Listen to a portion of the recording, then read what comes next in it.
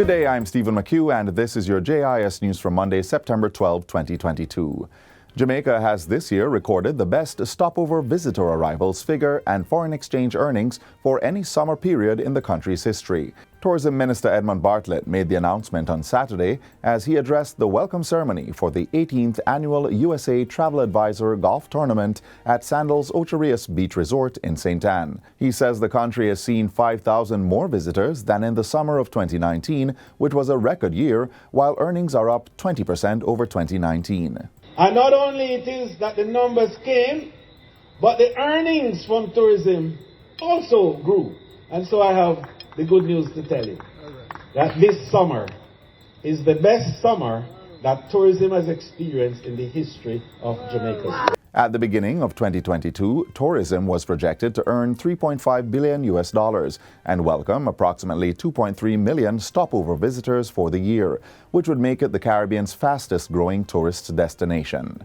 But Minister Bartlett says the country is now up to 2.6 million projections for stopover visitors, not including cruise passengers, and the projection for earnings is a whopping $4.2 billion. Now, we were projecting that before COVID to happen 5 years down the road, and that 5 years would expire 2025. So you see what recovery has done and how strong that recovery is.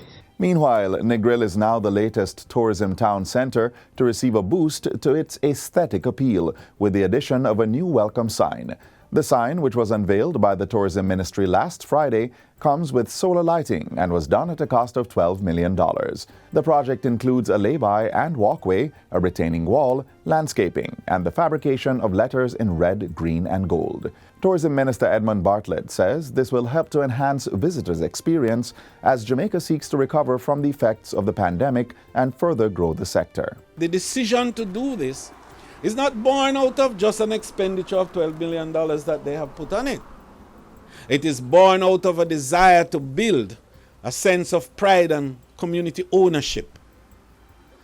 This sign belongs to you. It belongs to Negril.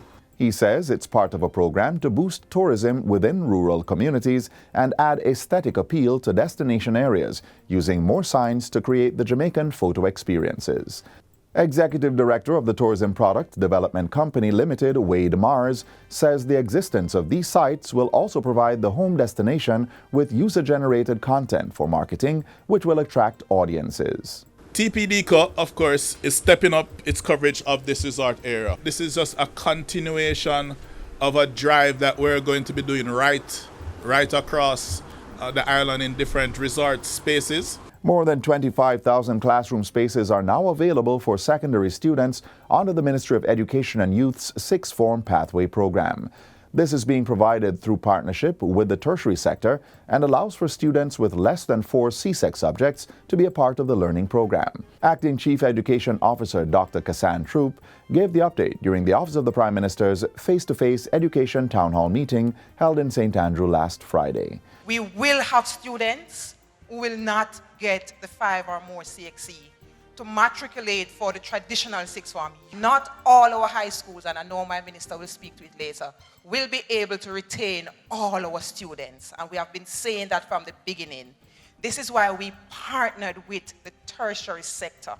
Dr. Troop says parents and caregivers should visit their children's school and speak with the sixth form coordinator or contact their regional office to get assistance.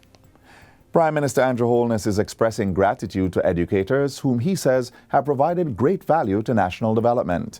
Mr. Holness issued the commendation on Thursday during the annual Prime Minister's Medal of Appreciation for Service to Education held at Jamaica House. I'm fully aware of the level of sacrifice, commitment, and great sense of responsibility you bring to bear on your duties on a daily basis. I therefore take this opportunity to salute all our teachers for giving of your best as classroom teachers, administrators, counselors, and trainers. To the honorees here with us this evening, I say Jamaica cannot honor you enough, but please know that we are grateful.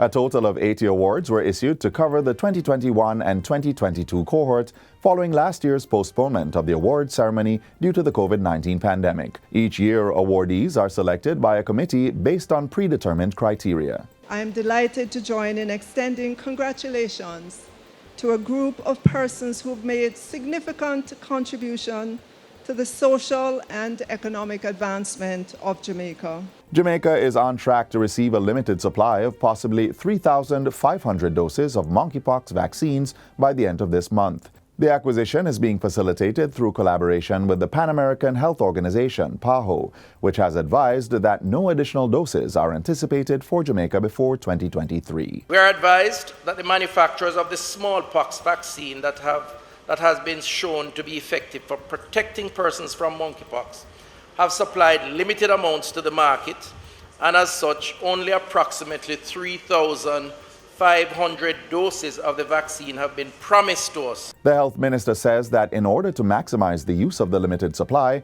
and achieve the objectives of containment, Cabinet has given approval for administering the vaccine initially as a post-exposure prophylaxis to persons at highest risk. The vaccine, once in country, will be administered to only persons who come into close contact with a diagnosed patient, with someone who contracted monkeypox. So persons based on the contact tracing who would have been exposed to an individual with the virus. These persons would include, Madam Speaker, healthcare workers involved in direct care of monkeypox patients with inappropriate personal protective equipment, and household contacts of confirmed cases to include sexual partners. Dr. Tufton says this prioritization method will be refined once the country receives more doses. And finally, condolence books are now open to well-wishers mourning the death of Queen Elizabeth II. The books were opened on the weekend and have been signed by mourners, including former Governor General Sir Kenneth Hall, former Prime Minister P.J. Patterson, and Prime Minister Andrew Holness. They will remain opened until September 19. Persons wishing to sign may do so at King's House or the offices of custodies across the island.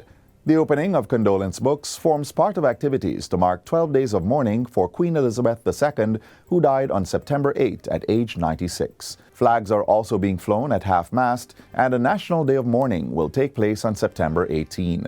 Queen Elizabeth, who was the longest-serving monarch in the history of the United Kingdom, reigned for 70 years and will be laid to rest on September 19. Her son, King Charles III, has since ascended the throne. And that's it for JIS News Today. I'm Stephen McHugh. Thanks for watching.